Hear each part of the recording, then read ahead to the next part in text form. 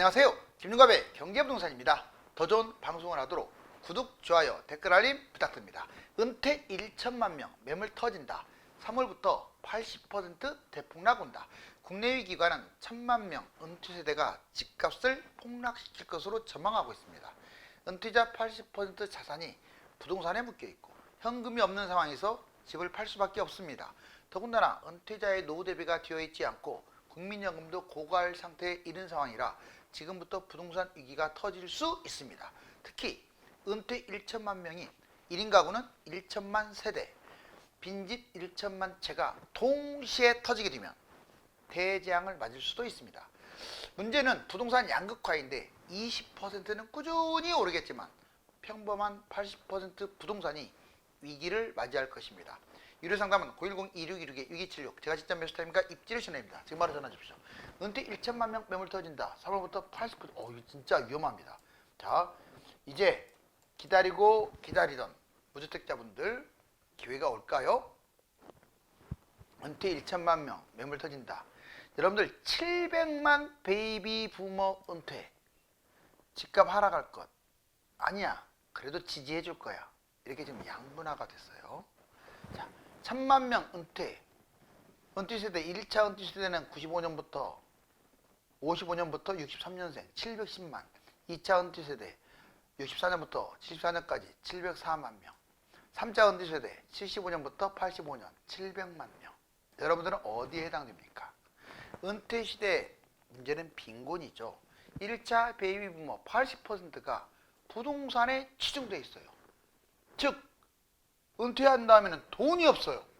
우리나라 노인 빈곤율 40.4로 놀라지 마세요. OECD 1위예요. 노인 빈곤율이 높다라는 게 집값하고 뭔 상관이냐? 있죠. 당연히 집을 팔려고 하겠죠. 왜? 먹고 살 생활비가 없는데. 65세 이상 25% 초고령 사회에 진입을 했고 저출산 심각을 해서 나중에 먹여 살릴 젊은이들도 부족합니다. 부동산 매매를 할 거 아니에요. 그러면 현금 수입, 연금 문제, 생활비가 절대적으로 부족해요. 수입도 없고 현금도 없고 연금도 문제가 있고 부동산 매매 축소 생활비, 부동산 폭락합니다. 그러면 이제 부동산을 팔아야 현금이 생기니까 은퇴 1천만 시대. 여러분들 이 매물이라는 게 몇 개만 거래가 돼도 올라가고 떨어지고 하는데 매물이 갑자기 확 늘어나 버리면요. 폭락해요. 폭락. 국민연금 못 받는다. 자, 정말 못 돌려받는 거 아니야? 국민연금 33년 뒤 고갈된답니다. 자, 보세요. 자, 은퇴자, 베이비 부머 세대 절반은 못 받아요. 베이비 부머 세대, 연금공단 52%, 연금수급 48%, 미수급. 엄청나네요. 48%가 지금 이제 아예 받지도 못할 수 있어요. 지금 이거 33년도도 지금 예측이라서 그렇지 제가 보기에는 한 25년 후는 아예 못 받을 수 있어요. 현재 60살 먹은 분들이 즉 85살 될 때는 아예 못 받고 50살 된 사람은 75살 될 때 아예 못 받는 거예요. 아예 못 받는다는 얘기는 그전에도 100만 원 받을 게 50만 원으로 확 준다는 얘기이기 때문에 당장 문제가 생깁니다. 이거 연금 개혁하지 않으면 나라 난리 나요. 85년생 아예 그냥 못 받는다고 봤는데 제가 보기엔 아니에요. 85년생이 아니라 그 이전생도 80년생도 못 받을 것 같아요. 저출산, 고령화, 심화, 부가 방식 심각합니다. 청년층, 미래세대 소득 30% 건보료 부담. 자, 기금 고갈 속도가 너무 빨라요. 2050년이면 완전 고갈. 그러니 2030년부터 본인이 기대했던 걸 못 받을 수가 있어요. 왜? 국가 부채가 엄청나게 늘어나거든요. 수급자, 연금 수급자 540만 50%. 40만 명 미만이 지금 연금 수급자입니다. 와, 정말 어마어마하네요. 보험료 적정화, 출산율 제고가 아주 지금 시급해요. 2023년부터 계속 감소되는데 국민연금이 혁명이 필요할 시점입니다. 자, 이제 집값 폭락 3요소. 여러분들 지금 왜 집값 폭락이 이게 뭐 80% 자극적인 게 아니에요. 자, 보자고요. 1인 가구가 지금 1000만 시대입니다. 돌파했어요. 주택시장 붕괴의 시나리오 세 가지를 볼까요? 100년 만에 최대 폭락. 먼저 1인 가구가 1000만이에요. 빈집도 1000만 시대입니다. 뭐 빈집이 1000만. 다가구 여러분들 다주택자가 갖고 있는 건 다 빈집으로 봐야 돼요. 한 사람이 한 가구씩만 갖고 있지 않는데 여러 개 갖고 있잖아요. 주인이 한 명인데 집은 여러 개다. 그 빈집인 거예요. 자, 무주택자들은 능력이 안 돼서 못 사는 사람들도 많으니까. 은퇴 세대 1000만. 은퇴한 사람이 1000만. 결국은 1000만인데 이 1000만 때문에 문제가 되는 거죠. 자, 1인 가구는 2023년 1000만 가구, 전체 가구의 40%를 넘어섰어요. 1위입니다, 지금. 혼자 사는 사람이 1위라고요. 1인 가구 특성은 20대하고 60대 이상의 노년이 많아서 돈이 없어요. 주택 욕구도 감소하고 경제 빈곤층이고 소형만 선호하고 아파트 아닌 아주 싸구려 이제 원룸 이런 것들을 선호하는 사람들이 많아서 집값에 전혀 도움이 안 돼요. 빈집 1000만, 2026년 빈집 다주택자 또 분양 합치면 1000만. 순수 빈집이 200만이고요. 다주택자 700만이고요. 분양 100만 합치면 그래서 1000만이 되는 거예요. 특성, 수도권과 지방의 비선호 지역은 진짜 위험합니다. 이제 인구도 줄고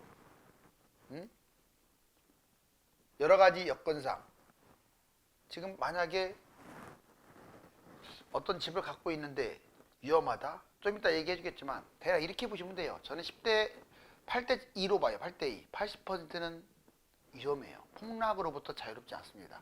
근데 20%는 설령 폭락을 하더라도 신고가 찍고 계속 날아갈 거예요. 인구 준다고 해서 뭐 강남부터 순서대로 쭉 폭락하는 게 아니에요. 극상급지는 계속 신고가 찍고 계속 뛴단 말이에요. 그게 2대 8이라고 했어요. 여러분들이 웬만하면 2대 8, 20% 안으로 들어갈 생각을 하셔야 돼요.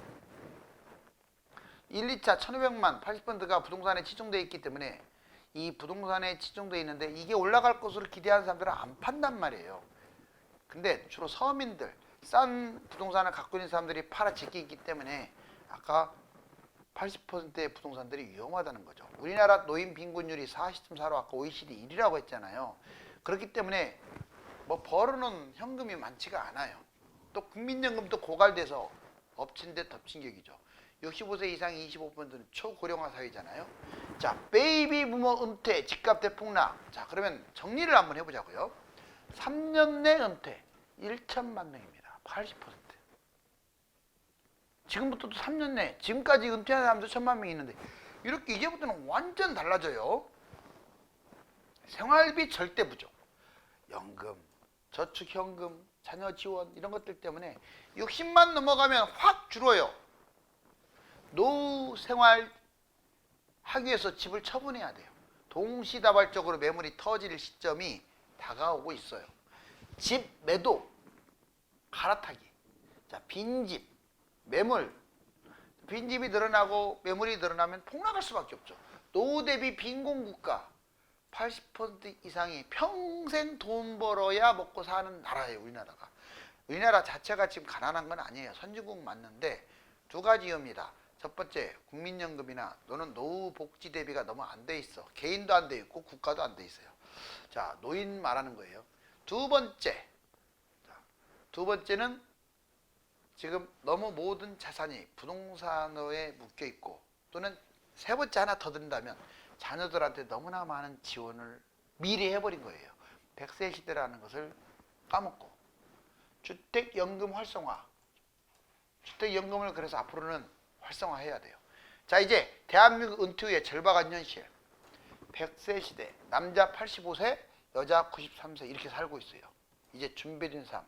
그리고 지금으로부터 10년이 지나면 이 평균 연령이 더 올라갈 거예요.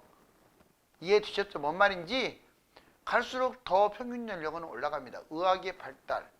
두 번째, 체감 은퇴. 연령 50살이면 이제 은퇴 세대라고 보시면 돼요. 부부 매월 소비액 272만 원 점점 늘어나고 있죠. 50대 이후 행복 연령 지수가 급추락하고 있어요. 왜? 돈이 없으니까. 20년 이상 황혼 이혼 1위입니다. 결혼한 지 20년 이상 된 황혼 이혼이 이렇게 많아요. 특히 30, 40년 이상의 50대, 60대 이혼율이 최고치를 찍고 있어요.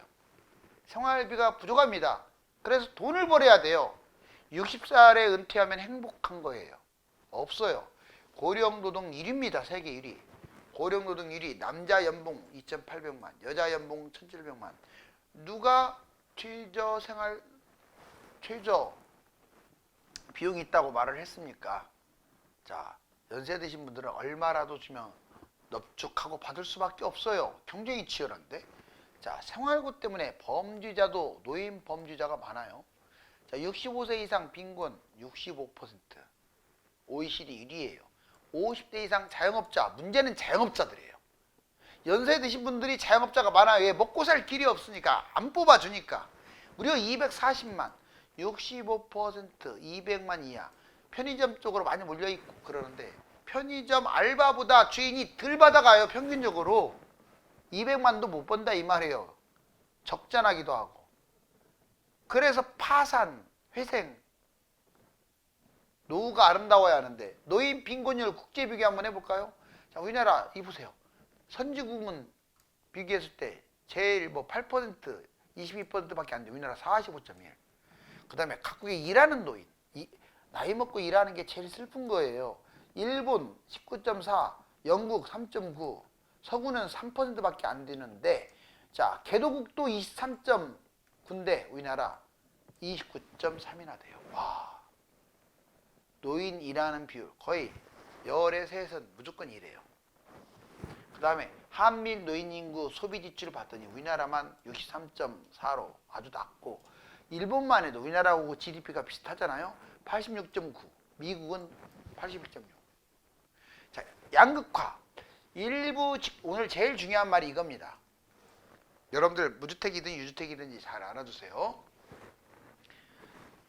일부 집값은 급등하고 대부분은 폭락한다는 뜻이에요. 이 반절은 올라가고 반절은 하락하다. 이게 양극화가 아니에요. 상당 부분은 물가 상승만 또 못할 수도 있어요. 여보, 지금 집안 사면 벼락거지 된다고? 자, 이것도 위치에 따라 다르죠. 지속적으로 올라간다 이 말하면 또 여러분들이 욕할 수도 있는데 그래도 인정을 해야 합니다. 자, 보세요. 대신에 다행인 건 20%, 100이 있다면 20%에 해당되는 곳들밖에 집이 많이 뛰지를 않아요. 강남, 용산, 한강변, 전국 상위 1%는 폭등할 가능성이 커요. 그러니까 폭락을 기다리면서 강남을 기다린다. 이건 어리석은 짓이에요. 물론 일시적으로 폭락한다 하더라도 결국 미친 듯이 또 폭등합니다. 50억이 30억대다가 80억으로 가요. 결국 잡아야죠. 서울 상승합니다. 서울은 상위 20% 안에 대부분 들어가요. 서울시 집값 중장기적으로 계속 꾸준히 뛸 거예요. 그 다음에 경기도와 인천의 핵심, 잘 사는 곳 말해요. 상위 핵심 지역 20%는 계속 올라갑니다. 꼭 기억하세요. 그러니까 경기, 인천 핵심. 지방은 핵심도 거의 없어요. 일부에 극히 일부. 지방은 투자 목적으로 집을 사면 큰일 납니다. 양극화. 자, 이번에 양극화가 세 가지가 있어요. 양극화 하기 전에 지속적으로 위험한 곳 80%, 10 중에 8은 위험하다. 지방 80%는 다 위험해요. 인구 감소 하락하고 물가 상승 계속. 제가 보기에는 당분간은 인구 감소로 집값 떨어질 수도 있지만 물가 상승만큼은 갈 것 같아요. 지방도. 그런데 한 10년 정도 지나고 인구가 본격적으로 무너지면 지방은 이제 마이너스로 접어들어요. 빈집도 늘어나고. 수도권은 반절 정도가 위험합니다. 역시 인구 감소 공급 확대가 문제예요. 특히 수도권은 공급이 문제예요. 너무 많아요, 신도시가. 그런데 여기도 역시 수도권도 대부분은 올라갈 것으로 봐요. 물가 상승 이상으로. 그런데 10년 정도 지나면 이제 50% 이상은 오히려 하락합니다. 자, 비아파트. 여기서 중요한 건 제가 말한 건 아파트 기준이에요. 아파트 아닌 것들은 다 위험해요. 그 다음에 수익형 부동산 하지 마세요. 상가, 지식산업센터, 그리고 토지 이딴 것들 하지 마세요. 이제 아파트 위에는 쳐다보지도 마세요. 물론 단독 다가구는 그럭저럭 안전함이 있어요. 조건이 서울이라는 조건으로. 외곽 아파트 나홀로보다 더 위험한 것들은 비아파트 수익형이에요. 이제 왜 수익형이 위험하냐? 월세 시대 끝났어요. 신도시가 많이 늘어나다 보니까 자, 상가나 이런 곳들 빈 곳이 너무 많아요. 그리고 그리고 다가구도 함부로 살면 안 돼요. 단독도 상가주택 이런 거 함부로 하면 안 돼요. 왜냐? 이제 젊은 애들이 거기 안 살아요. 지저분하다고. 그냥 새 걸로 살려고만 하지. 인원도 적은 데다가. 제 말 틀린 거 아닙니다. 빈집 맛생겨요, 이제. 다세대 말하는 거예요. 다가구. 자, 그리고 상가주택. 상가주택으로 잘 안 들어와요, 이제. 왜? 사람들이 다 장사하려고 하지만 신도시에 너무 상가가 다 텅텅 비어버리다 보니까 상가주택까지 영향을 주는 거예요. 그래서 단독 다가구가 별로인 거예요. 자, 그 다음에 부동산 차별, 공급, 인구 세 가지 폭탄. 서울과 비서울이 문제죠. 자, 일단 서울은 좋은데 비서울 쪽은 조심하자. 이번에는 경기 외곽과 중심지. 경기 중심지 쪽으로 가야겠죠. 외곽은 위험합니다. 그 다음에 서울 강남 접근성. 단순히 거리만 따지면 안 돼. 거리가 제일 중요해. 거리가. 근데 GTX 하나만 보세요. 전철 보지 마세요. GTX로 서울 빨리 오면 좋고 서울 오래 걸리면 안 좋아요. 수도권. 물론 전철이 없는 것보다 있는 게 좋기는 한데 약발이 그렇게 안 먹힙니다. 왜? 경기도에 다 전철이기 때문에 그래요. 공급 폭탄. 과거 1, 2기 신도시 때 집값이 폭락했던 기억나죠? 여러분들 2009년부터 2020년까지 거의 19년까지 수도권 집값이 안 올라간 적이 있어요. 경기도 인천 집값이 10년간. 그거는 미국발 금융위기도 터졌지만 바로 2기 신도시 폭탄 물량 때문에 못 간 거예요. 10년간. 아세요? 그러면 앞으로도 이렇게 생각할 수 있어요. 이제 3기 신도시 이제 더 안 좋겠네. 인구가 많이 늘어난 것도 아니니까. 3기 신도시, 2기 신도시보다 더 많아요. 택지직구까지. 이게 입주를 하게 되면, 분양을 하게 되면 어떤 일이 벌어질까요?